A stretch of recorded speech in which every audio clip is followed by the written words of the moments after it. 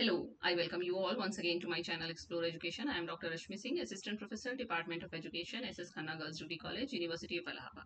And this time, I am going to discuss with you a very, you can say, relevant topic for all of us, that is critical thinking. It is one of the C's of 21st century skills too. हम लोगों ने 21वीं सदी के skills के बारे में, कौशलों के बारे में बात की है, जो 4 C होते हैं, 4 C के नाम से जाने जाते हैं, 4C, creativity, critical thinking, collaboration और कम्युनिकेशन। तो क्रिटिकल थिंकिंग पर आज बात है, foundations and frameworks of critical thinking. नीचे लिखा भी है, processing the signal through the noise of the 21st century. 21वीं सदी में बिना क्रिटिकल थिंकिंग के हमारा आपका काम नहीं चलेगा।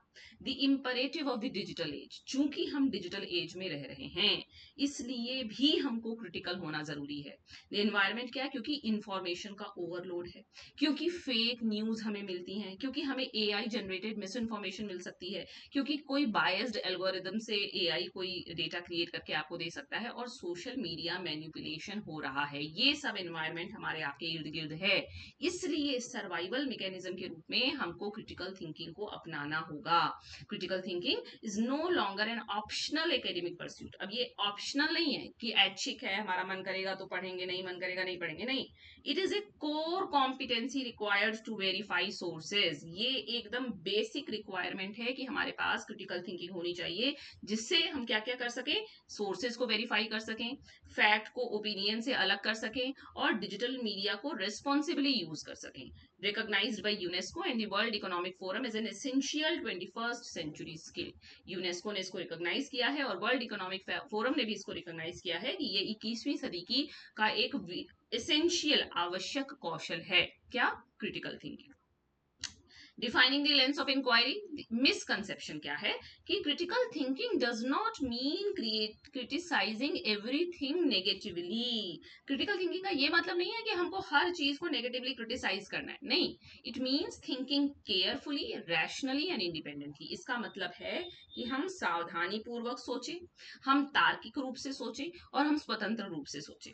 तो इसकी मैकेनिक्स, जैसे जॉन डी भी बात करते हैं कि active, persistent and careful consideration of a belief और supposed form of knowledge.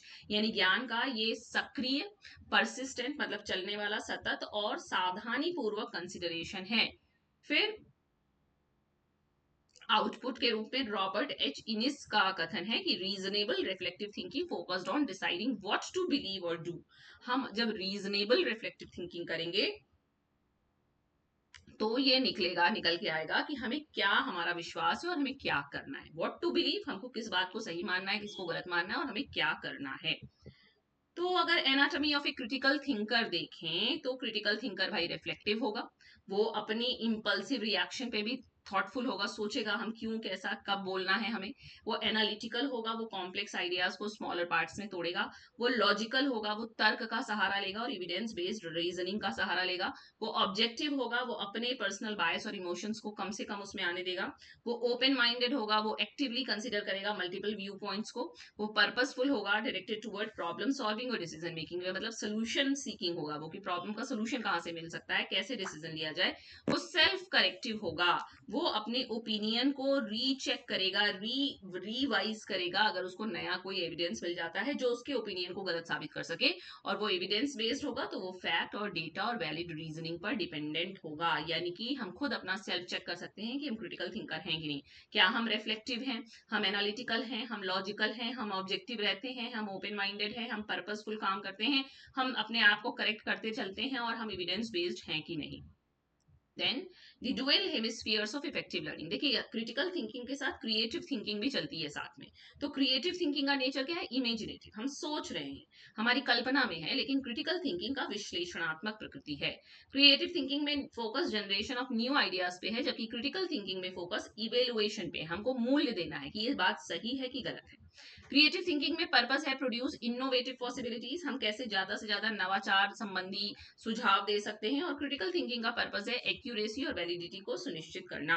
Creative thinking का प्रोसेस डाइवर्जेंट और एक्सप्लोरेटरी है, कितना ज्यादा आप एक्सप्लोर कर सकते हो। क्रिटिकल थिंकिंग का प्रोसेस लॉजिकल होता है, तार्किक होता है और कन्वर्जेंट होता है।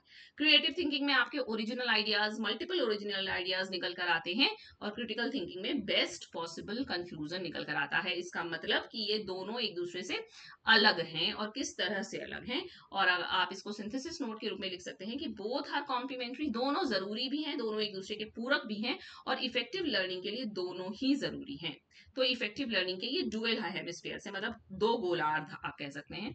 देन द इंक्वायरी इंजन, कैसे हम इंक्वायर करें, हम ऑब्जर्व करें, हम फैक्ट्स, इवेंट्स और बिहेवियर का केयरफुल नोट डाउन करें, हम एनालिसिस करें, कैसे हम इंफॉर्मेशन को उनके छोटे छोटे टुकड़ों में तोड़ के अर्थ समझने की कोशिश करें, हम इंटरप्रिटेशन करें, हम डेटा के सिग्निफिकेंस का अर्थ समझें, हम इवेलुएट करें, हम क्रेडिबिलिटी, वैलिडिटी और स्ट्रेंथ ऑफ एविडेंस को जज करें, हम इन्फरेंस निकालें, हम प्रेडिक्शन निकालें कि आज ऐसा है तो कल ऐसा हो सकता है, जो अवेलेबल पैरामीटर हमारे पास है, हम एक्सप्लेन करें, communicating reasoning clearly and coherently, और हमको सेल्फ रेगुलेशन भी आना चाहिए, फीडबैक लूप, ताकि हम खुद अपने आप को करेक्ट कर सके अगर हमें ऐसा फीडबैक मिलता है कि हमारी ओपिनियन को चेक करने की जरूरत है। तो monitoring one's own thinking and correcting internal errors और बायसेस, अगर हम किसी बायस के संग आगे बढ़ रहे हैं तो उसका भी करेक्शन जरूरी है।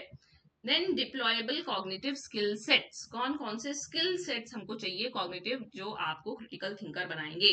क्वेश्चनिंग स्किल, हमको वाई, ऐसा क्यों हो रहा है, कैसे हो रहा है और क्या होगा यदि ये हो ये ना हो, इस तरह के क्वेश्चंस हमको पूछने चाहिए और उनके उत्तर ढूंढने के प्रयास करने चाहिए। रीजनिंग स्किल, हमको डिडक्टिव, इंडक्टिव और एनालॉजिकल रीजनिंग आनी चाहिए। डिसीजन मेकिंग स्किल्स, हम कंपेयर करें अल्टरनेटिव्स को, अच्छा ये भी एक अल्टरनेटिव है, ये भी है, तो दोनों को कंपेयर करिए कि कौन सा ज्यादा फायदेमंद है ना। फिर प्रॉब्लम सॉल्विंग, हम आइडेंटिफाई रूट कॉजेस, हम सिम्टम पे ना जाएं, हम रूट कॉज पे जाएं कि कैसे हम प्रॉब्लम की जड़ को ही खत्म कर दें, अपने आप प्रॉब्लम खत्म हो जाएगी। और reflective skills, engaging in metacognition, thinking critically about one's own thinking, ताकि हम अपने स्वचिंतन के बारे में सोच सकें। फिर architecture of an argument based on Richard Paul and Linda Elder's elements of thought to build a valid conclusion और dissect an existing one, examine the structural elements. वो कह रहा है कि ये हायरार्की है आर्ग्यूमेंट की। फाउंडेशन में उसके पर्पस और एजम्पशन है, क्या उद्देश्य है, क्या मूलभूत मान्यताएं हैं। फिर लोड बियरिंग पिलर्स हैं, लोड बियरिंग पिलर 3 है, इंफॉर्मेशन या डेटा, कंसेप्ट, क्वेश्चन और इश्यूज। और स्ट्रक्चर में हमको निकल के आता है कि हमारा क्या व्यू पॉइंट है और उसके क्या इम्प्लीकेशंस या निहितार्थ हैं। तो ये है किसी आर्ग्यूमेंट का आर्किटेक्चर, इस तरीके की बनावट आर्ग्यूमेंट की होती है। बेस में क्या उद्देश्य था, क्यों ये बात हो रही है, इसका एजम्पशन क्या है।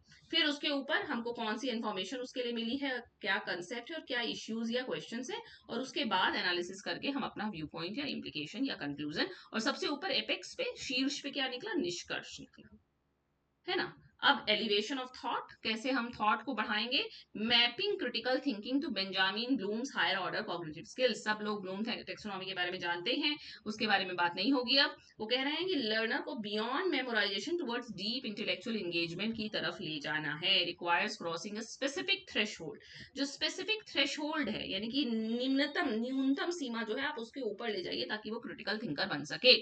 तो वो क्या करें, जो हमारे ये देखिए नॉलेज से चले, knowledge comprehension application analysis synthesis evaluation या अंडरस्टैंडिंग रिमेंबरिंग अंडरस्टैंडिंग, है ना। तो ऊपर वाले क्या है, एनालाइजिंग, इवेलुएटिंग और क्रिएटिंग। अब क्रिएटिंग सबसे ऊपर आ गया, हमें पता है। तो ये जो एनालाइज, इवेलुएट और क्रिएटिव है, ये हमारी हायर ऑर्डर थिंकिंग या कॉग्निटिव स्किल्स है। इनका एलिवेशन जरूरी है, इनका नर्चरिंग जरूरी है, ताकि बच्चा जो है, स्टूडेंट जो है, वो क्रिटिकल थिंकर बन सके।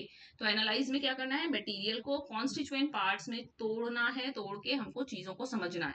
इवेलुएट करना, हमको जजमेंट देने आना चाहिए कि जो बात है वो सही है, गलत है, क्राइटेरिया पे फिट बैठ रही है कि नहीं बैठ रही। और तब हम एलिमेंट्स को टुगेदर फॉर्म करके एक कोहेरेंट फंक्शनल होल बनाएं, reorganising elements into a new pattern और स्ट्रक्चर, जिससे कि कोई नई संरचना का निर्माण हो सके। ये cognitive blind spots and friction है, factors that inherently distort the signal and hinder the critical thinking process. वो कह रहा है कि कैसे हमारी क्रिटिकल थिंकिंग डिस्टर्ब हो जाती है, कौन कौन से कारण है उसके लिए। पर्सनल बायस, हमारे अंदर किसी चीज को लेकर बायस हो, हम इमोशनल रीजनिंग में फंस जाएं और सही चीज को ना देख पाए, हम किसी स्टीरियोटाइप या प्रेजुडिस से बाध्य हों, या हमारे पास सही इंफॉर्मेशन ना हो और हम अथॉरिटी को ब्लाइंडली एक्सेप्ट करते हो, या हम रोट लर्निंग प्रैक्टिसेस पे ध्यान देते हो, हमारे पास पूछने से हमें प्रश्न डर लगता हो, हम सोशल कॉन्फॉर्मिटी को फॉलो करते हो कि ठीक है समाज में ये चल रहा है तो यही सही, या हमारे पास कॉग्निटिव लेजीनेस हो, यानी कि हम दिमाग पे जोर ही नहीं डालना चाहते, जो चल रहा है सब ठीक है। तो ये कॉग्निटिव ब्लाइंड स्पॉट्स और फ्रिक्शन है जो कि हिंडर करते हैं क्रिटिकल थिंकिंग में। तो यूनिवर्सल इंपैक्ट मैट्रिक्स देखिए, एजुकेशन का काम क्या है? Promotes deep learning over memorisation, enhances academic achievement and encourages independent inquiry. ये हमें करना है। प्रोफेशनल लाइफ में क्या करना है? हाई स्टेक डिसीजन मेकिंग लेनी है, हमको कॉम्प्लेक्स वर्कप्लेस प्रॉब्लम्स को सॉल्व करना है और डायरेक्टली सपोर्ट करना है लीडरशिप और इनोवेशन को। डेली लाइफ में हम क्या कर सकते हैं? मैनिपुलेशन के अगेंस्ट काम करिए, मिस इन्फॉर्मेशन के अगेंस्ट करिए, मतलब कि कोई जोड़ तोड़ के कोई गलत सूचना आपको दे रहा है तो आप उसके विरोध में रहिए, उससे अपने आप को सुरक्षित रखिए, और रेशनल जजमेंट और इन्फॉर्म चॉइसेस को हमें प्रोत्साहित करना है। और एक डेमोक्रेटिक सोसाइटी के लिए कैसे इसका इम्पैक्ट है क्रिएटिव थिंकिंग का, सॉरी क्रिटिकल थिंकिंग का, कि रेस्पॉन्सिबल सिटीजनशिप के लिए जरूरी है, टॉलरेंस प्रमोट करने के लिए जरूरी है, इन्फॉर्म्ड डिबेट के लिए जरूरी है, और पॉलिटिकल मीडिया के इवेल्युएशन के लिए भी जरूरी है। भाई आप सही सरकार कैसे चुनेंगे, सही प्रतिनिधि कैसे चुनेंगे? जब आप सही आदमी को वोट देंगे, जब आप क्रिटिकल थिंकर होंगे, जब आप किसी धर्म जाति प्रलोभन के दुष्प्रभाव में आके वोट नहीं देंगे, तब आप क्रिटिकल थिंकर होंगे। और ये इसका डेमोक्रेटिक सोसाइटी के लिए इम्पैक्ट है। अब applications in rigorous research in both qualitative and quantitative inquiry, critical thought is the engine of discovery. कुछ भी नया खोजने के लिए क्रिटिकल थॉट ही हमारा इंजन है। तो इंटीग्रिटी, एग्जीक्यूशन और ओरिएंटेशन। इंटीग्रिटी मतलब जब हम avoiding internal external bias and drawing strictly with evidence based conclusion, जब हम एकदम इंटीग्रिटी शो करते हैं, जब हम किसी भी इंटरनल और एक्सटर्नल बायस से प्रभावित नहीं होते हैं, जब हम एग्जीक्यूट करते हैं, जब हम साउंड हाइपोथेसिस बनाते हैं और कॉम्प्लेक्स फाइंडिंग्स को एक्यूरेटली इंटरप्रेट करते हैं, यानी कि हम कुछ कर रहे हैं। यही सब तो डिस्कवरी के लिए चाहिए, कि हम इंटीग्रिटी पूर्वक काम करें, हम सही चीज एग्जीक्यूट करें, और हमारा ओरिएंटेशन कैसा होना चाहिए कि हम आइडेंटिफाई कर सकें कि रिसर्च गैप क्या है और कैसे आप उसको एग्जिस्टिंग लिटरेचर को रिगरसली आप इंटरप्रेट कर सकते हैं। रिसर्च भाई डिस्कवरी करने के लिए क्या जरूरी है कि आपको पता चले कि क्या चीज नहीं खोजी गई है, गैप क्या है, अनुसंधान अंतराल क्या है। वो जब पता होगा तब आप एग्जीक्यूट कीजिए, साउंड हाइपोथेसिस बनाइए, और हाइपोथेसिस बनाने के आप उसको इंटीग्रिटी के साथ एविडेंस बेस्ड कंक्लूजन पे स्टिक रहिए। अब designing the crucible of inquiry है। अगर आप इंक्वायरी का क्रूसिबल बनाना चाहते हैं, क्रूसिबल हम लोग केमिस्ट्री में पढ़ते थे, तो उसके लिए क्लासरूम फ्रेमवर्क में क्या चाहिए कि हम प्रॉब्लम या इंक्वायरी बेस्ड लर्निंग को प्रमोट करें, केस स्टडी मेथड से पढ़ाएं, प्रोजेक्ट बेस्ड लर्निंग और डिबेट कराएं क्लास में। टीचर का रोल क्या होना चाहिए कि इंफॉर्मेशन प्रोवाइडर से वो ऑर्केस्ट्रेटर बने, ऑर्केस्ट्रा जैसे चलाते हैं, जिससे उसको ऑर्गेनाइज करना है, मैनेज करना है। हमको क्या करना है? क्वेश्चनिंग को इनकरेज करें क्लास में, एक्सेप्टिंग डाइवर्स व्यू पॉइंट को हम एक्सेप्ट करें कि अच्छा तुम्हारा ये कोई व्यू पॉइंट है, ये भी सही हो सकता है। हम ओपन एंडेड सोक्रेटिक क्वेश्चनिंग करें और डेमोक्रेटिक एनवायरमेंट क्रिएट करें। और पॉलिसी कंटेक्स्ट में ये राष्ट्रीय शिक्षा नीति 2020 के भी अलाइंड है, मतलब उसके हिसाब से ही काम कर रहा है, क्योंकि उसने कहा है कि एक्सपीरियंशियल लर्निंग और कॉम्पिटेंसी बेस्ड एजुकेशन को आपको बढ़ाना है। तो ये सब क्रिटिकल थिंकिंग से ही होगा। अब इंडिविजुअल डिसिप्लिन के मेरे रूप में देखें तो आप developing the internal capability requires continuous internal friction. अगर हम चाहते हैं कि हम क्रिटिकल थिंकर बने तो हमें क्या करना होगा?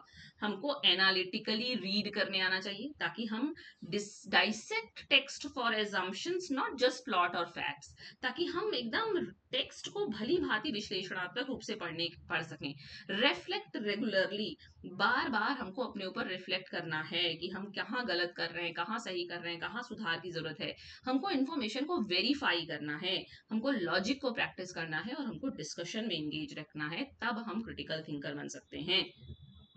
इंडिस्पेंसेबल कॉम्पिटेंसी, यानी कि जरूरी ही जरूरी है, अब आप दूर नहीं भाग सकते भी कि हम क्रिटिकल थिंकर नहीं होंगे और हमारा काम चल जाएगा। Critical thinking is the ultimate intellectual skill for life long learning, democratic participation and professional success. और फ्यूचर स्टेट क्या है? It is the primary goal of modern global education system. Modern global education system का ये primary goal है, जिसमें आप individuals को empowered कर सकें, ताकि वो इंडिपेंडेंटली सोचे, रैशनली अडेप्ट करें, और कॉम्प्लेक्स प्रॉब्लम्स को, रैपिडली ट्रांसफॉर्मिंग वर्ल्ड की कॉम्प्लेक्स प्रॉब्लम्स को सॉल्व कर सके। आई थिंक अब खत्म। यस, तो it is all about critical thinking. ठीक है, हम लोगों ने बात क्रिटिकल थिंकिंग पर नहीं की थी अभी तक। क्रिएटिविटी पे तो बहुत तरीके से, बहुत बार, बहुत वीडियोस है मेरे क्रिएटिविटी पे। आई थिंक क्रिटिकल थिंकिंग पे ये पहला है। ओके, सो क्रिटिकल थिंकिंग आपके कोर्स में है, वैसे भी हमें पता होना चाहिए, वैसे भी हमको 21st सेंचुरी स्किल के बारे में पता होना चाहिए और इसको अपने अंदर धारण करने का प्रयास करना चाहिए. Be a critical thinker. Okay, so thank you for watching.